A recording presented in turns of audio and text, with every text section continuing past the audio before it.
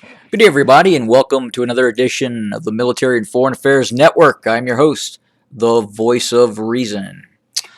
So, in this episode, I wanted to talk about the United States coming to the aid of Tigray. And how would that look like?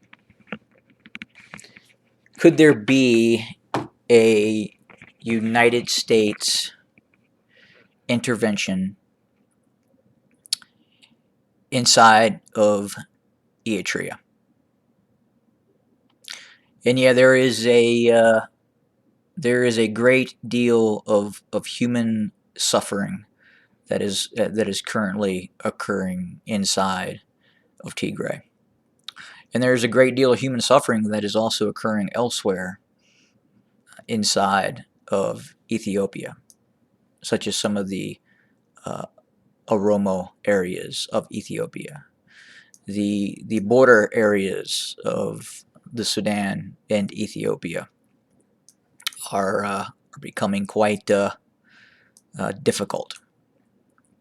But specifically, Eritrea, could the United States look for possible regime change inside of Eritrea?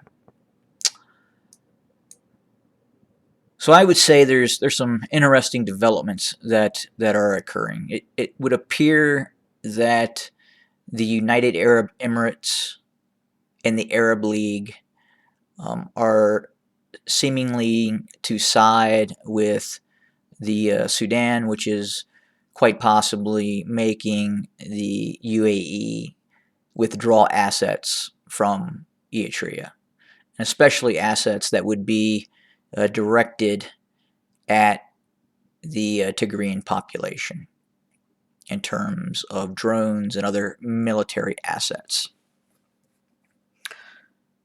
So, what happens next? Where does this go? Who then becomes the so to speak the state sponsor of the Afwerki regime? Who does Afwerki turn to? Well, we could look over at Turkey. Turkey is not part of the Arab League, and Turkey continues to expand its sphere of influence from Azerbaijan, Nagorno-Karabakh. The Turks took direct action inside of this conflict, actually having troops on the ground and using both drones and possibly F-16s in direct action against targets inside of Armenia. Before that, the Turkish government is involved in the conflict inside of Libya. They are supporting the Western Tripoli-backed government, and their drones are credited with stopping the Benghazi-backed government from seizing control of Tripoli. So again, Turkey very involved, Azerbaijan, Libya. Obviously, we know that they're very involved inside of Syria. So could they take an interest in terms of the strategic position that Eritrea would provide Turkey in terms of basing and possible control access of the Red Sea and the Gulf of Aden areas? So if that were to happen, if we were to see direct Turkish involvement, I think the likelihood of U.S. action would actually decrease. Now, on the other hand, if we were to see activity from China, if we were to see the Chinese start to gain, when I mean we, I mean the United States, were to start to see the People's Liberation Army establish bases inside of Eritrea in permanent, quite possibly independent bases with Chinese forces being the only foreign state actor allowed in certain areas, well, that would raise the concern of the United States greatly, because again, this is a very strategic position in the world. And again, if there was ever a conflict with China, between the United States and China, these bases could be used by the Chinese established in Eritrea to hamper the flow of supplies, oil, commerce, and military traffic along this crucial route.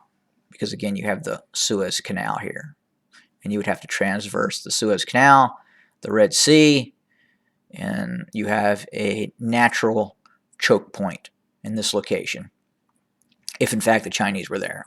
Well, we know the Chinese have provided military drones to the United Arab Emirates. And I've seen some chat in the comment section where some people believe that United States drones such as Predators and Reapers could be active over Ethiopia. I do not believe that is the case.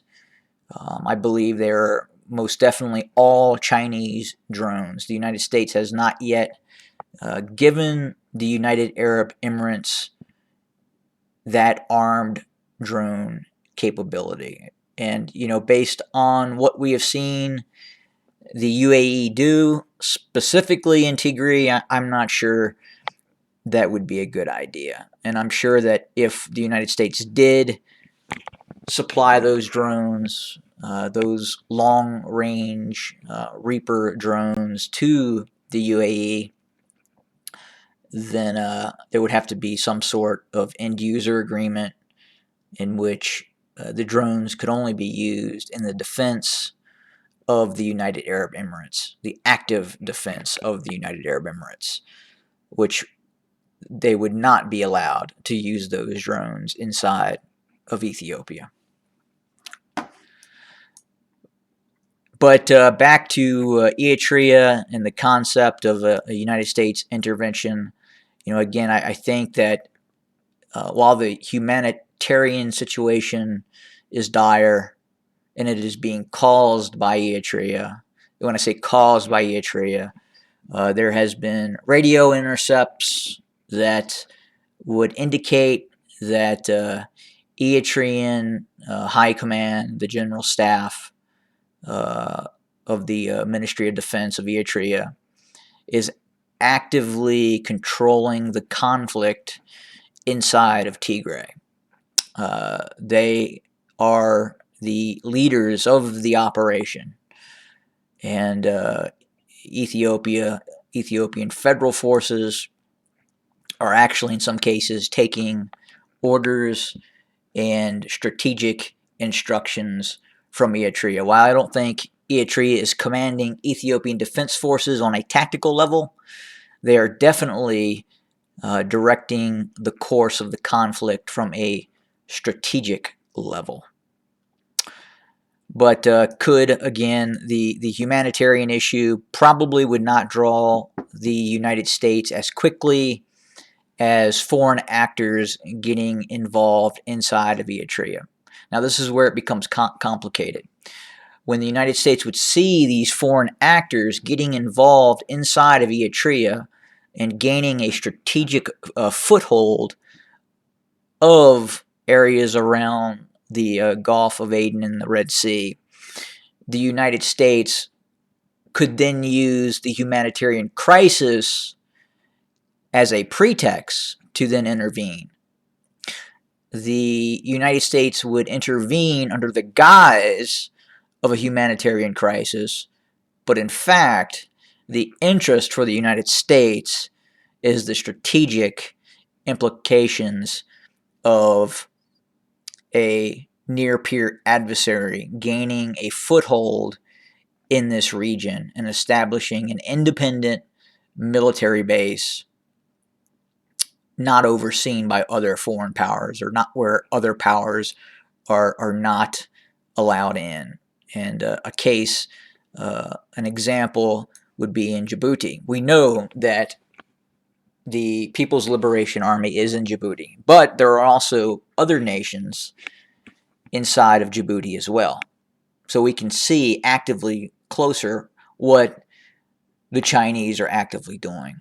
But if the Chinese were to have exclusive basing rights inside of Eritrea, that would definitely create interest with the United States and possibly take action. But could the humanitarian crisis inside of Tigray cause the United States to take action eventually? Yeah, absolutely. I mean, we've done it before. It's happened in Somalia. It didn't go well, but that was because of some strategic decision making that was made in terms of certain operations that took place inside of Mogadishu. It didn't have to go that route. Um, certain assets were declined by the executive branch of the United States government when the United States Department of Defense had, or specifically the United States Army had requested certain assets be deployed to Somalia, Mogadishu, and Les Aspin, the Secretary of Defense at the time, in conjunction with the President Bill Clinton, declined those assets be deployed to Mogadishu, which was the reason that Black Hawk Down, the incident at I think it was the Olympic Hotel, actually occurred because those assets were not allowed. So it was cause and effect. But back over here again, I do believe the United States is watching and watching very closely. I think they are watching the activity of the UAE as it has drawn some concern. I think the United States is actively looking at China and some other actors who may be looking at getting into Eritrea itself. So we'll keep an eye on what's going on, and I'll do another update on the military situation a little later.